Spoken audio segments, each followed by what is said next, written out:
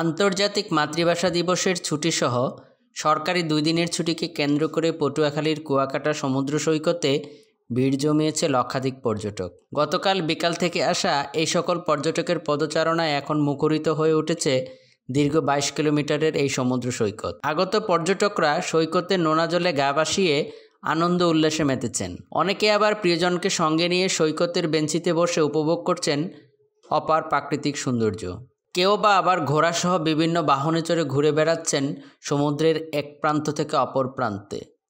আগত পর্যটকদের ভিড়ে বুকিং রয়েছে শতভাগ হোটেল মোটেল।